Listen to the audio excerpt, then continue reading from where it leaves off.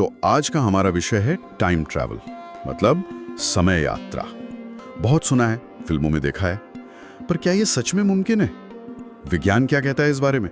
हमारे पास कुछ interesting sources हैं आज। हाँ, और ये सिर्फ फिक्शन की बात नहीं है। इसकी जड़ें असल विज्ञान में है, खासतौर पर एल्बर्ट आइंस्टीन की थ्योरी ऑफ रिलेटिविटी में। अच्छा, रिलेटिविटी। हाँ, उसका जिक्र तो मैंने भी देखा इन पेपर्स में। आइंस्टाइन ने कहा था कि समय वो फिक्स नहीं है, लचीला है। बिल्कुल, यही उनका सबसे बड़ा क्रांतिकारी विचार था कि समय स्थिर नहीं है। गति और गुरुत्वाकर्षण ये दोनों समय की रफ्तार को बदल सकते हैं। और यहीं से वो टाइम डायलेशन वाली बात आती है ना, मतलब अगर कोई बहुत तेज चले, जैसे प्रकाश की गति के करीब, तो उसके लिए समय धीमा हो जाएगा। सही, यही है टाइम डायलेशन। और ये सिर्फ थ्योरी नहीं है, इसे एक्सपेरिमेंट्स में साबित भी किया जा चुका है। तेज गति या फिर बहुत ज्यादा ग्रेविटी दोनों ही समय को धीमा कर देते हैं। अच्छा, हाँ। और इसी आधार पर हम कहते हैं कि भविष्य में यात्रा सैद्धांतिक रूप से संभव है। ये तो कमाल की बात है। मैंने एक जगह पढ़ा, शायद इन्हीं सोर्सेज में था, कि आईएसएस पे जो एस्ट्रोनॉट्स हैं वो असल में रोज थोड़ा सा भविष्य में जा रहे हैं, कुछ मिली सेकेंड्स। हाँ, ये एक परफेक्ट उदाहरण है। बहुत छोटा स्केल है, पर है बिल्कुल सच। उनकी तेज रफ्तार और पृथ्वी की ग्रेविटी से थोड़ी ज्यादा दूरी, इन दोनों का असर मिलकर ये छोटा सा टाइम जंप पैदा करता है। तो सिद्धांत तो काम करता है। बिल्कुल। और फिल्मों की बात करें तो इंटरस्टेलर में जो दिखाया है, हाँ। कि ब्लैक होल के पास जाने से समय बहुत धीमा हो जाता है, वो रिलेटिविटी का ही एक एक्सट्रीम केस है, वो सिर्फ कल्पना नहीं है। लेकिन प्रैक्टिकली ये कितना मुश्किल है, मतलब किसी इंसान को सालों आगे भेजना।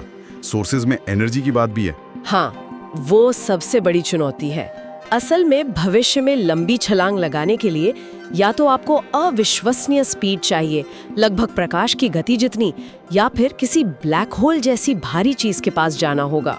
और ये दोनों ही हमारी आज की टेक्नोलॉजी से तो बहुत दूर है। बहुत ज्यादा दूर। तो हाँ, ऊर्जा और इंजीनियरिंग की जो सीमाएं हैं, वो इसे फिलहाल तो प्रैक्टिकली असंभव बनाती हैं। थ्योरी भले ही इजाजत देती हो। ठीक है, तो भविष्य की यात्रा मतलब एक तरह से धीमे बूढ़े होना, वो थ्योरी में मुमकिन है, पर अतीत की यात्रा, पास्ट में जाना, यहाँ तो लगता है मामला फंसा हुआ है। हाँ, अतीत की यात्रा कहीं ज्यादा पेचीदा है। मतलब हमारे फिजिक्स के जो मौजूदा नियम है, खासकर कॉज़ैलिटी का सिद्धांत के कारण हमेशा प्रभाव से पहले आता है, वो इसकी इजाजत नहीं देते। कॉज़ैलिटी, हाँ, मतलब अगर आप पास्ट में जाके कुछ बदल दें तो वो पैराडॉक्स वाली बात। बिल्कुल, लेकिन कुछ थ्योरेटिकल आइडियाज हैं, जैसे वर्म होल का कॉन्सेप्ट। इसका जिक्र भी है सोर्सेज में। वर्म होल, स्पेस टाइम में शॉर्टकट, जैसे दो जगहों को जोड़ने वाला।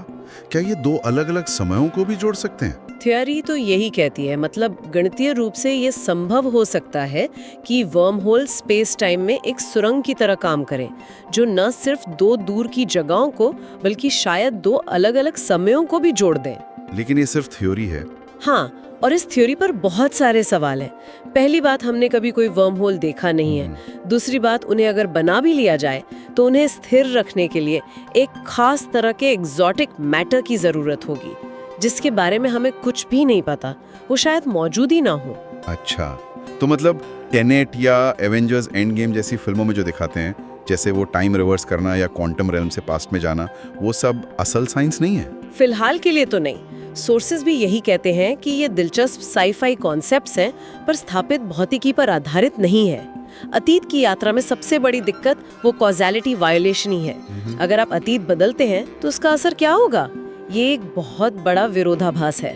तो अगर हम इन सभी सोर्सेज को मिलाकर देखें तो निचोड़ क्या निकलता है? भविष्य में जाना रिलेटिविटी के हिसाब से थ्योरी में पॉसिबल है, पर प्रैक्टिकल नहीं। हाँ, एक तरह से धीमी गति से भविष्य में पहुंचना या दूसरों की तुलना में धीमे बूढ़े होना, ये संभव है। लेकिन अतीत में जाना, वो अभी विज्ञान के दायरे से बाहर लगता है। बिल्कुल, मौजूदा समझ तो यही कहती है। कारणता का सिद्धांत और कोई ज्ञात तरीका ना होना, ये सब अतीत की यात्रा को लगभग नामुमकिन बनाते हैं। तो ये थी हमारी आज की गहरी पड़ताल, टाइम ट्रैवल के विज्ञान पर आधारित। हाँ, और जाते जाते एक सोचने वाली बात छोड़ जाते हैं, जो कुछ थ्योरेटिकल पेपर्स से निकलती है।